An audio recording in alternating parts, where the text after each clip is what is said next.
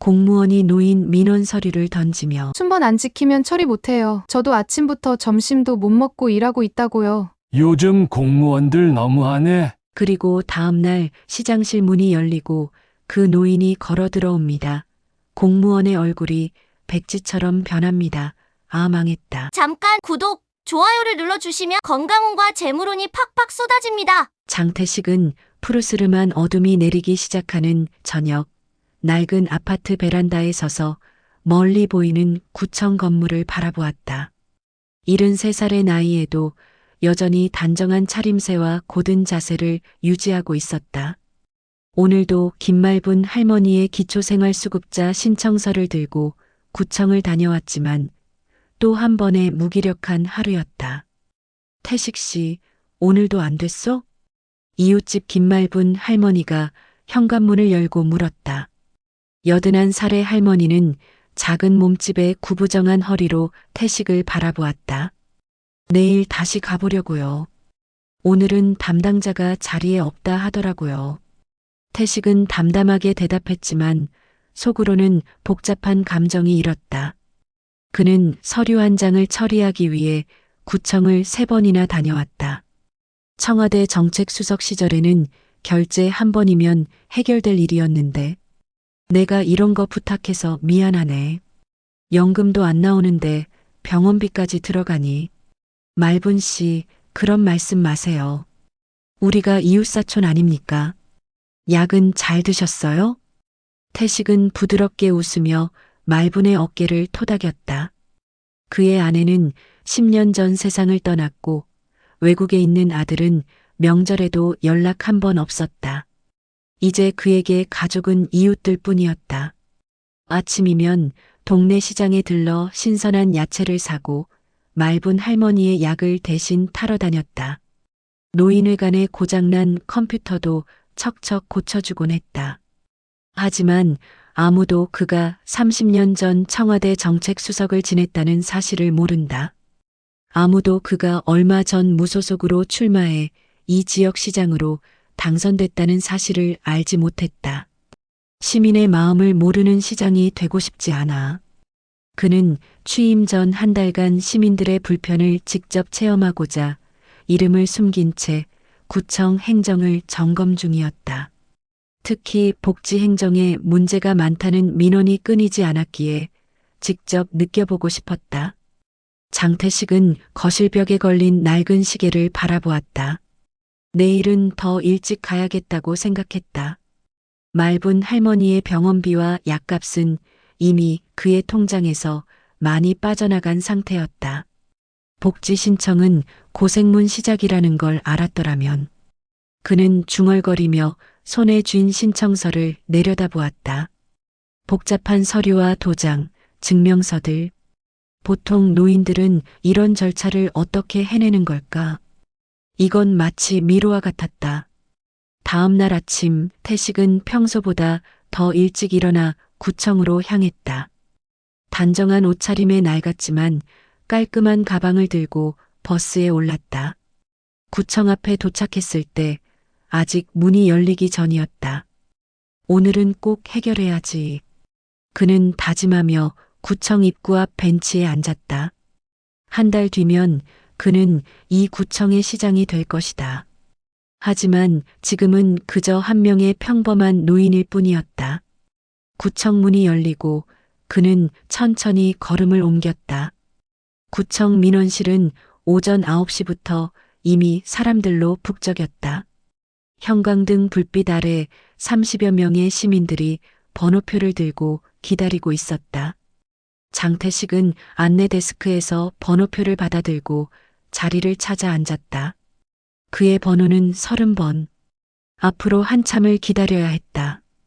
이런, 복지과는 따로 접수해야 한다고요? 옆자리 젊은 여성이 한숨을 내쉬며 중얼거렸다. 태식은 고개를 끄덕이며 미소 지었다. 처음이신가 봐요. 저도 벌써 3번째 왔답니다. 복지과 창구에는 박은진 주무관이라는 이름표를 단 여성이 앉아 있었다. 28배 나이에 짙은 다크서클과 피곤한 표정이 역력했다. 그녀는 연신 시계를 확인하며 민원인들을 응대했다. 다음 번호요. 박은지는 기계적인 목소리로 외쳤다. 이미 30명이 넘는 민원인을 상대하며 그녀의 인내심은 바닥을 드러내고 있었다. 오전부터 점심시간까지 쉬지 못한 채 서류를 검토하고 시스템에 입력하고 설명하는 일의 연속이었다. 태식은 천천히 자리에서 일어났다. 그의 번호가 호명되기까지는 아직 시간이 많이 남았지만 잠시 화장실을 다녀올 생각이었다. 복도를 지나던 중 그는 복직과 사무실 안으로 들어가는 중년 남성을 발견했다. 오광필 사무관이었다. 김 구청장님께서 VIP 명단 확인하셨대. 시장 취임식에 누가 오는지 체크해봐. 오광필의 목소리가 살짝 열린 문틈으로 새어나왔다. 태식은 고개를 살짝 숙이고 지나쳤다. 1시간이 지나고 드디어 태식의 번호가 불렸다. 30번. 박은지는 지친 목소리로 외쳤다. 하지만 그 순간 옆 창구에서 시끄러운 소리가 들렸다. 이게 뭐냐고. 내가 세금 얼마나 냈는데 이런 대우를 받아야 해? 중년 남성이 목소리를 높이자 사무실 전체가 조용해졌다. 오광필 사무관이 황급히 나와 그 남성을 따로 안내했다. VIP 민원인은 제 방으로 모시죠. 그 광경을 지켜보던 은지는 입술을 깨물었다.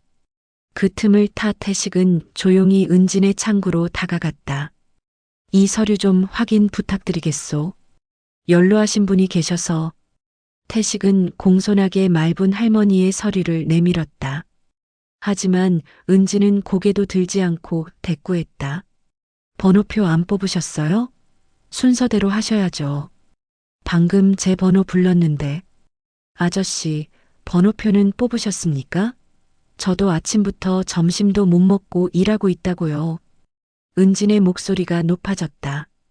태식은 자신의 번호표를 보여주려 했지만 은지는 이미 다음 민원인을 부르고 있었다.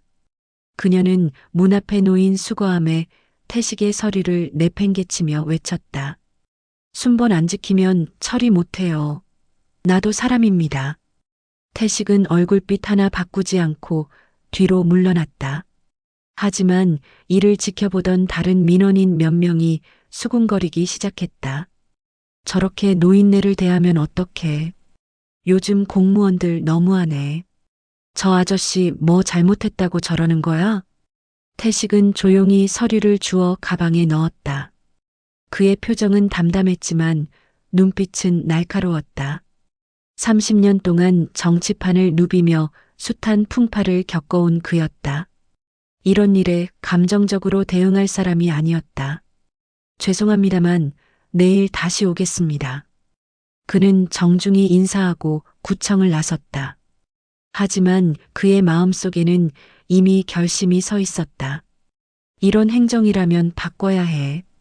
태식은 잠시 구청 앞 벤치에 앉아 생각에 잠겼다. 내일은 말분 할머니를 직접 모시고 와야겠다고 마음먹었다. 또 그 노인 민원인 얘기야? 진짜 집요하다니까. 점심시간 구청 식당에서 박은지는 동료들과 뒷담화에 열중이었다. 30분의 짧은 휴식 시간이 그녀에게는 유일한 탈출구였다. 노인들 서류만 보면 머리가 아프다니까. 뭐가 그렇게 급해서 하루에도 몇 번씩 오는지. 그러게. 우리가 그렇게 편하게 살아요? 내가 월급이 얼마나 된다고. 동료 직원이 맞장구를 쳤다. 은지는 국물을 한 숟가락 떠먹으며 한숨을 내쉬었다. 요새는 감사라도 나왔나? 갑자기 사무관님이 민원 응대 매뉴얼 다시 보라고 하더라. 같은 시각 오광필 사무관은 자신의 사무실에서 전화를 받고 있었다. 그의 얼굴은 굳어 있었다. 네, 구청장님, 시장님 취임식 준비는 외부에서만 하라고요? 네, 알겠습니다. 그는 전화를 끊고 이마에 맺힌 땀을 닦았다. 한 달 뒤면 새 시장이 부임하는데 준비할 것이 산더미였다. 게다가 김성주 구청장은 시장이 바뀌는 것을 탐탁지 않게 여기는 눈치였다. 지방선거 따위가 뭐라고. 어디서 갑자기 튀어나온 사람이 시장이 됐다고. 김성주 구청장은 회의실에서 독서를 쏟아내고 있었다. 그는 10년 넘게 이 지역의 실세로 군림해왔다. 지역 토호들과 결탁해 크고 작은 이권에 개입해온 비리 인물이었다. 새로운 시장의 등장은 그에게 위협이었다. 그 무소속 후보가 누군지는 알아봤어? 네, 장태식이라고. 과거 청와대에서 일했다는 소문만 있고 자세한 건 베일에 쌓여 있습니다. 오강필은 조심스럽게 대답했다. 구청장의 심기를 건드리는 일은 자신의 자리를 위협할 수 있었다. 오후 3시 구청 민원실은 다시 북적이기 시작했다. 박은지는 창구에 앉아 다음 민원인을 기다리고 있었다. 그때 갑자기 구청 입구에서 소란이 일었다. 누가 좀 도와주세요. 할머니가 쓰러지셨어요. 장태식의 다급한 목소리였다. 그는 김말분 할머니를 등에 업고 계단을 뛰어 올라오고 있었다. 말분 할머니는 얼굴이 창백했고 숨을 가쁘게 몰아쉬고 있었다. 약을 못 먹었어. 말분 할머니가 힘없이 중얼거렸다. 태식은 할머니를 로비 소파에 조심스레 눕히고 주변을 둘러보았다. 누구 좀 도와주시오. 응급실에 가야 합니다. 하지만 아무도 움직이지 않았다. 공무원들은 서로 눈치만 보고 있었다. 그때 박은진이 자리에서 일어났다. 그녀는 망설이다가 결국 앞으로 나섰다. 제가 도울게요. 응급실에 전화할게요. 은지는 황급히 전화를 걸었다. 10분 후 구급차가 도착했고 말분 할머니는 병원으로 이송되었다. 태식은 함께 병원으로 향했다. 그날 밤 은지는 퇴근길에 동료의 말에 귀를 기울였다. 너 들었어? 그 노인 말이야. 혹시 감사 직원일지도 모른대. 뭐? 무슨 소리야? 시장 취임 전에 미리 파견된 감사 직원이라는 소문이 돌고 있어. 민원 응대 평가하려고 왔다는데. 은진의 얼굴이 창백해졌다. 어제 그 노인을 무시했던 장면이 머릿속을 스쳐 지나갔다. 설마, 그럴 리가. 집으로 돌아가는 버스 안에서 은지는 창밖을 멍하니 바라보았다.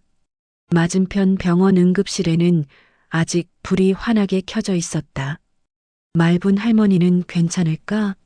그 노인은 정말 감사 직원일까? 어떤 게 진짜 민원입니까? 그녀는 중얼거렸다. 지금까지 그녀는 민원을 처리해야 할 업무로만 생각했지 그 뒤에 있는 사람의 사연을 생각해 본 적이 없었다. 오늘 본 할머니의 창백한 얼굴이 자꾸 떠올랐다. 병원에서는 장태식이 말분 할머니의 병상 옆에 앉아 있었다. 의사는 당뇨로 인한 저혈당 쇼크라고 했다. 다행히 큰 위험은 넘겼지만 노인의 건강 상태는 좋지 않았다. 말분 씨, 이제 괜찮으니 걱정 마세요. 내일 다시 구청에 가서 서류 처리할게요. 태식은 말분의 손을 꼭 잡아주었다. 그의 마음은 무거웠다. 시장으로서 해야 할 일들이 명확해지기 시작했다. 이튿날 아침 장태식은 다시 구청을 찾았다. 어제 밤늦게까지 병원에 있다가 집에 돌아온 터라 피곤해 보였지만 그의 눈빛은 여전히 단단했다. 복직과 창구에는 박은진이 앉아 있었다. 그녀는 태식을 발견하자 불편한 기색을 감추지 못했다. 어제 할머니는 괜찮으세요? 은진이 먼저 입을 열었다. 그녀의 목소리에는 미세한 떨림이 있었다. 고맙소. 다행히 위험한 고비는 넘겼어요. 오늘은 기초생활수급자 신청 서류를 다시 접수하러 왔습니다. 태식은 차분하게 대답하며 서류를 내밀었다. 은지는 서류를 받아들고 검토하기 시작했다. 하지만 어제의 소문이 자꾸 그녀의 머릿속을 맴돌았다. 이 노인이 정말 감사 직원이라면 접수는 해드리겠지만 심사에는 시간이 걸립니다. 최소 2주일은 기다리셔야 해요. 은진의 말투는 어제보다 공손해졌지만 여전히 뻣뻣했다. 그녀는 태식의 표정을 살피며 조심스럽게 물었다. 혹시 어디서 일하시는지 여쭤봐도 될까요? 태식은 미소를 지으며 고개를 저었다. 그냥 평범한 은퇴한 노인입니다. 별다른 직업은 없어요. 그 순간 은진의 표정이 굳어졌다. 역시 숨기는 게 있구나. 그녀는 다시 예전의 태도로 돌아갔다. 어제도 번호표 안 뽑고 난입하셨죠? 이런 일이 반복되면 출입 제한 걸릴 수 있습니다. 은진의 말투가 다시 냉랭해졌다. 그녀는 여전히 태식을 의심스러운 눈으로 바라보고 있었다. 그 순간 태식은 처음으로 단호한 어조로 말했다. 그래도 구청이라는 데가 사람의 사정을 좀 들을 줄은 알아야 하지 않겠소? 주변이 갑자기 조용해졌다. 태식의 목소리에는 권위가 실려 있었다. 오랜 세월 청와대에서 정책을 다루던 그의 모습이 잠시 드러났다. 무슨 말씀이세요? 은진이 당황하며 물었다. 아무리 절차가 중요하다 해도 사람이 먼저 아니겠소? 어제 할머니가 쓰러졌을 때 가장 먼저 도와준 건 당신이었소. 그 마음이 진짜 공무원의 자세 아니겠소? 태식의 말에 은진은 아무 말도 하지 못했다.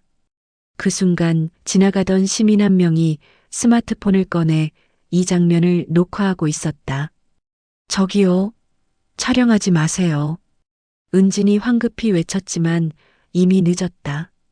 그 시민은 이미 구청을 빠져나가고 있었다. 몇 시간 후 인터넷에는 노인을 면박준 구청 직원이라는 제목의 영상이 올라왔다. 영상 속에는 노인의 말에 당황하는 은진의 모습과 주변 시민들의 수군거림이 담겨 있었다.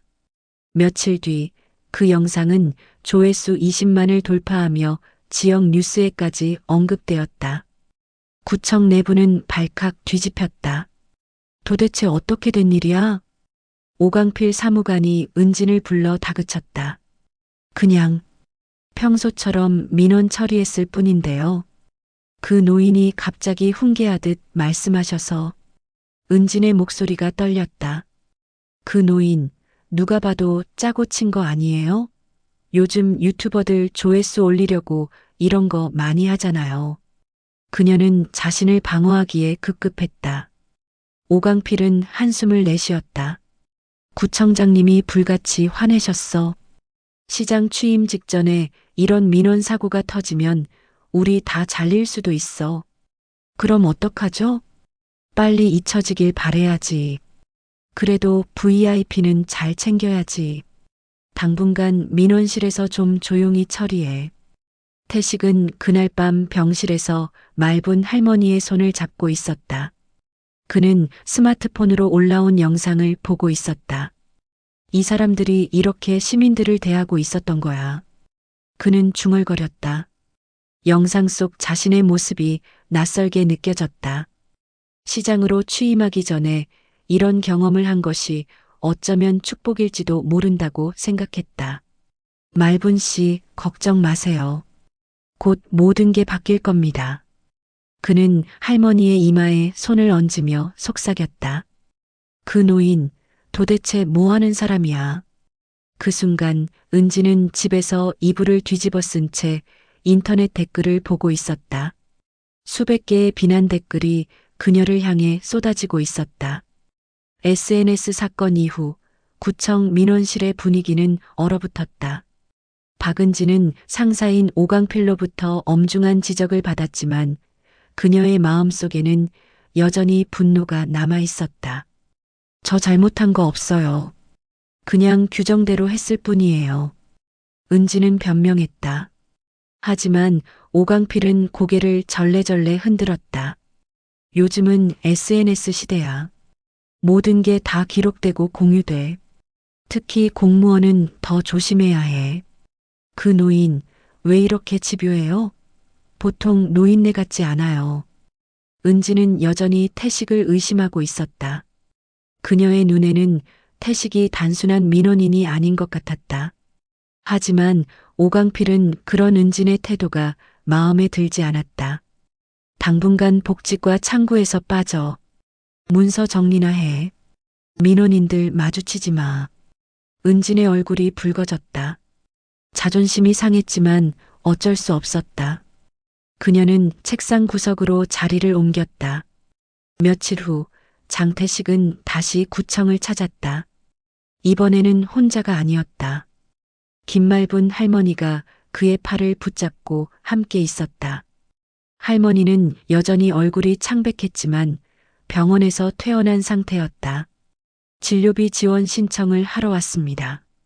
태식은 담당 창구에 다가가 말했다. 그러나 담당자는 태식과 말분을 보자마자 어색한 표정을 지었다. 죄송합니다만 진료비 지원은 신분이 확인된 경우에만 가능합니다. 할머니의 신분증과 주민등록 등본이 필요해요. 이미 지난번에 제출했는데요. 태식이 차분하게 말했다. 시스템에 등록이 안 되어 있네요. 다시 제출하셔야 합니다. 담당자는 딱딱하게 대답했다. 말분 할머니는 한숨을 내쉬었다. 또 서류를 떼러 가야 한다는 거야? 태식은 담당자의 눈을 똑바로 바라보았다. 81살 노인네가 아픈 몸을 이끌고 또 주민센터를 가야 한다는 겁니까? 정말 그게 최선입니까? 담당자는 고개를 숙였다. 규정이 그렇습니다. 죄송합니다. 규정이 사람보다 중요합니까? 태식의 목소리가 조금 높아졌다. 주변의 시선이 모였다. 뒤쪽에서 은진이 그 광경을 지켜보고 있었다. 혹시 저기 계신 분이 박은진 주무관이십니까? 태식이 은진을 향해 물었다. 은진은 깜짝 놀라 고개를 숙였다. 저번에 만났던 분인데 이야기 좀 나눌 수 있을까요? 하지만 담당자가 가로막았다. 은진 주무관은 지금 민원 업무를 담당하지 않습니다. 다른 직원이 도와드리겠습니다. 태식은 깊은 한숨을 내쉬었다. 이 구청엔 진짜 사람이 없네.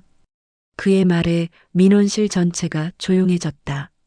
말분 할머니는 태식의 팔을 잡고 속삭였다. 태식 씨, 그만하고 가자. 나 괜찮아. 하지만 태식의 표정은 단호했다. 말분 씨, 조금만 더 참아요. 곧 모든 게 바뀔 테니. 결국 그들은 아무것도 해결하지 못한 채 구청을 나왔다. 밖은 이미 어두워지기 시작했다. 태식 씨, 왜 이렇게 나 때문에 고생을 해요? 그냥 내버려둬요. 말분 할머니가 걱정스러운 목소리로 말했다. 말분 씨, 당신만의 문제가 아니에요. 이런 행정이 바뀌지 않으면 모든 시민이 고통받을 겁니다. 태식은 할머니를 집까지 바래다 주고 다시 병원으로 향했다. 말분의 진료비를 개인적으로 처리하기 위해서였다. 그날 밤 병원 대기실에서 태식은 눈물을 훔쳤다. 그는 중얼거렸다. 다시는 이런 일로 사람 무시당하지 않게 하겠소. 그게 내가 여기 온 이유니까. 한편 구청에서는 긴급 회의가 열리고 있었다. 김성주 구청장이 직접 나서서 최근 민원 사태에 대해 질책하고 있었다. SNS에 영상이 돌아다니는 게 뭐야? 시장 취임 직전에 이런 사고가 터지면 우리 모두 잘리는 거 알지? 오강필은 고개를 숙인 채 대답했다. 최대한 조용히 처리하고 있습니다. 그 노인분 요구사항은 별도로 처리하도록 지시했습니다. 뭐? 규정 어기고 특별 처리를 하라고? 안 돼. 그러면 더 큰 문제가 될 거야. 그냥 모른 척해. 구청장의 말에 회의실 전체가 침묵에 빠졌다. 다음 날 아침 구청 전체가 소란스러웠다. 로비에 설치된 대형 스크린에서는 한 가지 소식이 번쩍이고 있었다. 오늘부터 시장실 문을 엽니다. 스크린에는 장태식의 이름과 사진이 대문짝만하게 떠 있었다. 드디어 시장실의 문이 열린 것이다. 박은진은 구청 복도를 서성이고 있었다.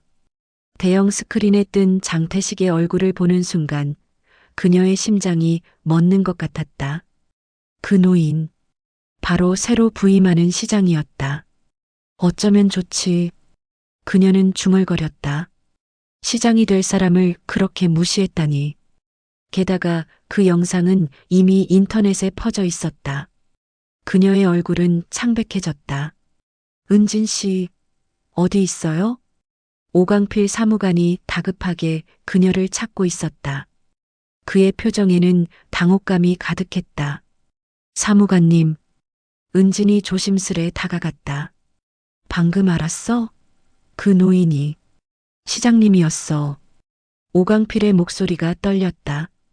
그도 태식을 직접 만난 적은 없지만 이 사태가 얼마나 심각한지 알고 있었다. 어떡하죠? 일단 침착하게. 시장님께서 오시면 정중하게 인사드리고. 아, 진짜 큰일이다. 오광필은 머리를 감싸쥐었다. 그때 로비에서 소란이 일었다. 장태식이 도착한 것이다. 그는 단정한 정장 차림으로 구청 직원들의 인사를 받으며 입구로 들어섰다. 비서진들이 그를 에스코트했고 김성주 구청장이 급히 맞이하러 나왔다. 장 시장님 환영합니다. 취임을 축하드립니다. 김성주의 얼굴은 웃고 있었지만 그의 눈빛은 날카로웠다. 고맙소, 구청장님. 그동안 수고 많으셨습니다. 태식은 담담하게 대답했다. 그의 시선이 복도에 서 있는 은진에게 닿았다. 은진은 그 자리에 얼어붙은 듯 서 있었다. 자, 이제 시장실로 안내해 드리겠습니다. 김성주가 앞장섰다. 하지만 태식은 걸음을 멈추고 은진을 향해 걸어갔다. 박은진 주무관이죠? 은진은 공포에 질린 눈으로 고개를 끄덕였다. 네. 시장님, 잘 지내셨습니까? 말분 할머니는 지금 많이 좋아지셨어요. 태식의 목소리는 따뜻했다. 그의 눈에는 분노가 아닌 이해의 빛이 있었다. 시장님, 정말 죄송합니다. 은진의 목소리가 떨렸다. 괜찮아요. 나중에 시간 되면 제 방으로 오세요. 이야기 나눌 게 있습니다. 태식은 미소를 지으며 시장실로 향했다. 주변 직원들은 놀란 표정으로 그 광경을 지켜보았다. 그날 하루 종일 구청은 술렁였다. 새 시장이 민원인으로 위장해 구청을 점검했다는 소식이 퍼졌다. 더구나 그가 몸소 겪은 무시와 행정 문제들이 이 고스란히 드러난 상황이었다. 저녁이 되자 은지는 조심스럽게 시장실 앞에 섰다. 그녀의 마음은 복잡했다. 두려움, 후회, 그리고 이상하게도 약간의 희망. 들어오세요. 태식의 목소리가 들렸다. 은지는 떨리는 손으로 문을 열었다. 앉으세요, 은진 씨. 태식은 친절하게 자리를 권했다. 그의 책상 위에는 말분 할머니의 서류가 놓여 있었다.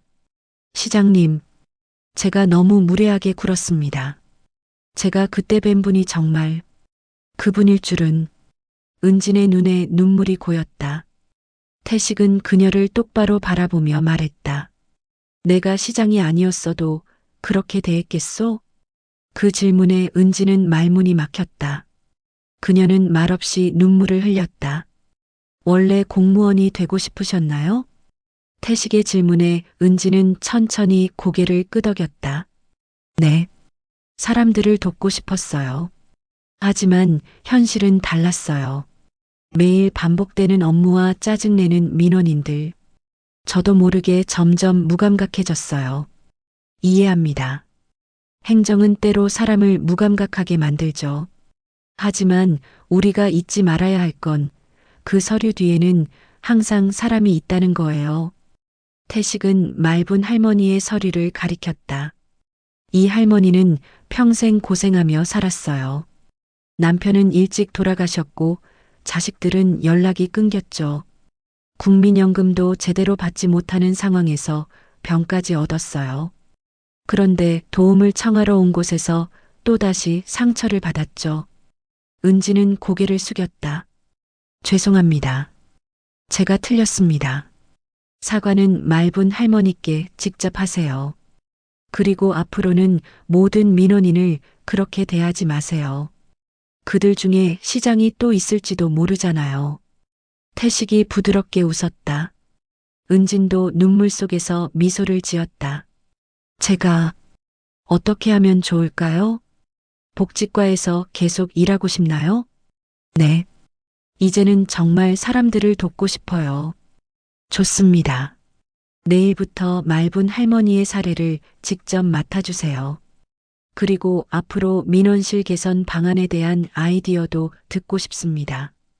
은지는 믿을 수 없다는 표정으로 태식을 바라보았다. 저를 자르지 않으시는 건가요? 사람은 실수를 통해 배우는 법이죠. 당신이 배웠다면 더 나은 공무원이 될 수 있을 거예요. 은지는 고개를 숙이며 감사의 말을 전했다. 그녀가 나간 후 태식은 창밖을 바라보았다. 어둠 속에서 구청 건물이 빛나고 있었다. 이제 시작이었다. 취임 일주일 만에 장태식은 구청 전체에 작은 혁명을 일으켰다. 복지과를 시작으로 모든 부서의 행정 절차가 간소화되었고 민원인을 대하는 태도에 대한 특별 교육이 실시되었다. 직원들은 태식에 온화하지만 단호한 리더십에 점차 적응해 갔다. 하지만 모든 사람이 이런 변화를 반기는 것은 아니었다. 김성주 구청장과 오광필 사무관은 태식의 개혁에 내심 불만을 품고 있었다. 특히 김성주는 자신의 영향력이 줄어드는 것에 초조해하고 있었다. 이대로 가다가는 우리가 해왔던 모든 일들이 들통날 수도 있어. 김성주가 자신의 집무실에서 오광필에게 말했다. 오광필은 불안한 표정으로 고개를 끄덕였다. 이번 재개발 사업도 문제가 될 수 있습니다. 시장님이 서류를 검토하겠다고 하셨어요. 뭐, 그건 안 돼. 우리가 얼마나 공들였는데. 김성주의 얼굴이 붉어졌다. 그들은 지난 3년간 지역 재개발 사업에서 건설업체와 뒷거래를 통해 상당한 이익을 챙겨왔다. 만약 이 사실이 밝혀진다면 그들의 커리어는 물론 법적 처벌까지 피할 수 없을 터였다. 어떻게든 시장을 막아야 해. 아직 취임한 지 얼마 안 됐으니 약점이 있을 거야. 특히 그 SNS 영상 사건. 이걸 역으로 이용할 수 없을까? 한편 장태식은 자신의 시장실에서 밤늦게까지 서류를 검토하고 있었다. 특히 그의 관심을 끈 것은 최근 3년간의 재개발 사업 관련 서류들이었다. 숫자들이 맞지 않았다. 예산은 부풀려져 있고 실제 집행 내역은 축소되어 있었다. 이거 심각한데. 태식이 중얼거렸을 때 문을 두드리는 소리가 들렸다. 박은진이었다. 시장님, 아직 일하고 계세요? 아, 은진 씨. 어서 오세요. 이것 좀 봐주시겠어요? 태식은 재개발 사업 서류를 가리켰다. 은진은 조심스럽게 서류를 살펴보았다. 이상하네요. 이 금액들이 맞지 않아요. 맞아요. 누군가 의도적으로 숫자를 조작한 것 같아요. 은진의 얼굴이 굳어졌다. 혹시 오광필 사무관과 관련이 있을까요? 왜 그렇게 생각하죠? 제가 한번 우연히 봤어요. 오 사무관님이 건설업체 사람과 만나는 걸요. 당시에는 별 생각 없었는데 태식의 눈빛이 날카로워졌다. 자세히 말해보세요. 은지는 지난해 보았던 오광필과 건설업체 간부의 비밀 만남에 대해 이야기했다. 태식은 모든 내용을 꼼꼼히 메모했다. 고맙습니다, 은진 씨. 이 정보가 큰 도움이 될 것 같네요. 다음 날 태식은 감사팀을 불러 재개발 사업에 대한 전면 조사를 지시했다. 소문은 빠르게 퍼졌고 김성주와 오광필은 당황하기 시작했다. 누가 정보를 흘렸지? 누구야? 김성주가 분노했다. 그때 그의 휴대폰이 울렸다. 건설업체 대표였다. 어떻게 된 거요? 감사팀이 우리 회사 서류를 다 가져갔어. 진정하세요. 제가 어떻게든 막을게요. 김성주는 전화를 끊고 오광필에게 지시했다. 서류들 최대한 빼돌려. 그리고 시장을 흔들 만한 약점을 찾아내. 이틀 후 구청 대회의실에서 전체 직원 회의가 열렸다. 장태식은 단상 위에 서서 차분하게 말하기 시작했다. 지난 일주일간 저는 우리 구청의 많은 문제점을 발견했습니다. 하지만 가장 심각한 것은 지난 3년간의 재개발 사업에서 벌어진 불법 행위입니다. 회의실이 술렁였다. 오광필은 땀을 흘리고 있었고 김성주는 굳은 표정으로 앉아 있었다. 김성주 구청장과 오광필 사무관이 건설업체와 뒷거래를 해온 증거를 확보했습니다. 총 80억 원에 달하는 공금이 부적절하게 사용되었습니다. 충격적인 발표에 모든 직원들이 숨을 죽였다. 김성주가 자리에서 벌떡 일어났다. 이게 무슨 소리요? 증거도 없이 이런 발언을 하다니. 증거는 충분합니다. 이미 검찰에 관련 자료를 모두 넘겼습니다. 태식은 차분하게 대답했다. 그 순간 회의실 문이 열리고 경찰들이 들어왔다. 김성주 씨, 오광필 씨 두 분을 공금 횡령 및 뇌물수수 혐의로 체포합니다. 모든 직원들이 충격에 빠진 가운데 두 사람은 경찰에 연행되었다. 태식은 남은 직원들을 향해 말했다. 이 구청은 시민을 위해 존재해야지 자리 지키기에 급급한 이들의 놀이터가 되어선 안 됩니다. 박은지는 회의실 구석에서 고개를 숙이고 있었다. 그녀는 오광필이 연행되는 모습을 보며 복잡한 감정에 휩싸였다. 상사이자 멘토였던 사람이 부패했다는 사실이 충격적이었다. 태식은 마지막으로 조용히 덧붙였다. 하지만 바꾸고 싶다면 기회는 줘야지요. 사람은 변할 수 있으니까. 은진 씨처럼요. 은진은 고개를 들어 태식을 바라보았다. 그의 눈빛에는 따뜻함과 격려가 담겨 있었다. 회의가 끝난 후 직원들은 각자의 자리로 돌아갔다. 모두가 새로운 시작을 맞이하게 된 것이다. 태식은 창밖을 바라보며 깊은 생각에 잠겼다. 이제 진짜 개혁이 시작되는 것이었다. 석 달이 지났다. 구청의 분위기는 완전히 달라졌다. 김성주와 오광필의 부패 사건은 전국적인 뉴스가 되었고 장태식의 특별한 취임 전 경험은 많은 사람들에게 감동을 주었다. 그는 시민의 눈으로 행정을 본 시장으로 불리며 존경받기 시작했다. 박은지는 자원에서 복지과로 자리를 옮겼다. 처음에는 많은 직원들이 그녀를 곱지 않은 시선으로 바라보았다. SNS 사건의 주인공이자 시장을 무시했던 공무원이라는 꼬리표가 쉽게 지워지지 않았기 때문이다. 정말 괜찮으세요? 동료가 걱정스럽게 물었다. 은지는 미소를 지으며 고개를 끄덕였다. 네, 괜찮아요. 제가 선택한 길이니까요. 그녀는 이제 누구보다 민원인을 배려하는 공무원으로 변해가고 있었다. 특히 노인들의 복지 문제에 깊은 관심을 기울였다. 김말분 할머니의 사례를 직접 맡아 성공적으로 해결했고 이를 모델로 삼아 노인 복지 서비스 개선 방안을 제안하기도 했다. 은진 씨, 시장님께서 부르십니다. 어느 날 비서가 그녀를 찾아왔다. 은지는 긴장한 표정으로 시장실로 향했다. 들어오세요. 태식의 목소리가 들렸다. 그는 창가에 서서 밖을 바라보고 있었다. 부르셨습니까, 시장님? 네, 은진 씨. 노인 복지 서비스 개선안 잘 봤습니다. 아주 훌륭해요. 태식이 미소를 지으며 말했다.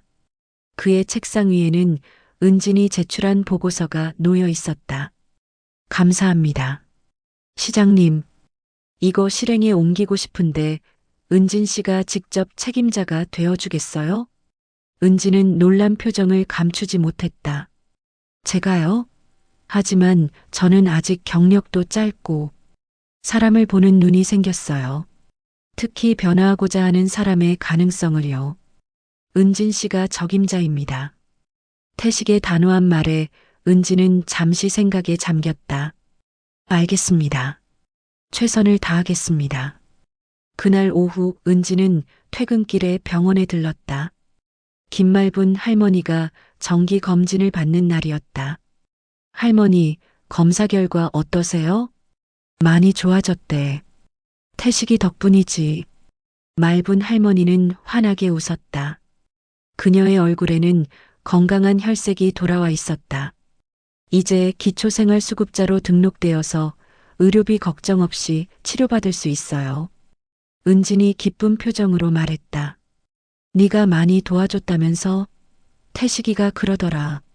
말분 할머니가 은진의 손을 꼭 잡았다. 아니에요. 제가 한 일은 별로 없어요. 오히려 제가 할머니께 사과드려야 해요. 처음에 그렇게 무례하게 대해서. 괜찮어. 이젠 다 지난 일이야. 사람은 누구나 실수할 수 있는 거지. 말분 할머니의 너그러운 말에 은지는 눈시울이 붉어졌다. 병원을 나온 은지는 구청 앞 공원으로 향했다. 그곳에는 장태식이 김말분 할머니와 함께 앉아 있었다. 할머니는 이미 퇴원해 집으로 돌아갔지만 정기적으로 태식과 만나 커피를 마시곤 했다. 시장님, 은진이 놀란 표정으로 다가갔다. 태식은 미소를 지으며 그녀를 맞이했다. 앉아요, 은진 씨. 커피 한잔 하세요. 세 사람은 따뜻한 커피를 마시며 이야기를 나누었다. 가을 햇살이 벤치를 따스하게 비추고 있었다. 이젠 우리 할머니들 이런 서류 한 장 떼려고 몇 날 며칠 눈치 안 보게 해야지. 태식이 말했다. 그는 말분 할머니의 어깨를 토닥이며 환하게 웃었다. 태식 씨, 아니. 시장님 덕분에 이 나이에 편안하게 살 수 있게 됐네. 말분 할머니가 감사의 말을 전했다. 말분 씨, 부탁이 하나 있어요. 뭔데, 태식아? 앞으로도 저를 그냥 태식이라고 불러주세요. 시장이란 직함보다 그게 더 좋아요. 태식의 말에 은지는 미소를 지었다. 그가 왜 처음에 자신의 신분을 밝히지 않았는지 이제야 완전히 이해할 수 있었다. 가끔은 이름 없는 사람으로 살아보는 것도 좋은 경험이에요. 사람들이 나를 직함이 아닌 그냥 한 사람으로 대하니까요. 태식이 말했다. 그는 잠시 후 자리에서 일어났다. 두 분, 저는 이만 가볼게요. 회의가 있어서요. 그는 이름을 가르쳐 주지도 않고 떠났다. 하지만 구청 민원실 앞에는 사람을 먼저 본 시장, 장태식이라는 문구가 새겨진 현수막이 걸려 있었다. 은지는 말분 할머니와 함께 그 현수막을 바라보았다. 할머니, 이제 민원실에 오시면 번호표부터 확인하지 않을 거예요. 그럼 뭘 먼저 물어보려고? 앞으론 이름 안 물을 겁니다. 그냥 어떤 도움이 필요한지, 어떤 어려움이 있는지 먼저 여쭤볼 거예요. 은진의 말에 말분 할머니가 미소 지었다. 그럼 참 좋겠구나. 두 사람은 나란히 민원실로 걸어갔다. 이제 구청은 시민들에게 더 이상 두려운 곳이 아닌 따뜻한 도움의 손길이 있는 곳으로 변해가고 있었다. 구청 위로 저녁 노을이 물들고 있었다. 창가에 선 태식의 얼굴에도 따스한 빛이 비추었다. 그는 민원실에 모여든 시민들과 직원들의 모습을 바라보며 작은 미소를 지었다. 결국 그가 원했던 것은 이런 변화였다. 이름 뒤에 숨지 않고 서로를 한 사람으로 존중하는 세상. 이름만 말했어도 무릎 꿇었을 텐데. 그는 중얼거렸다. 하지만 그렇게 했다면 오늘의 변화는 없었을 것이다.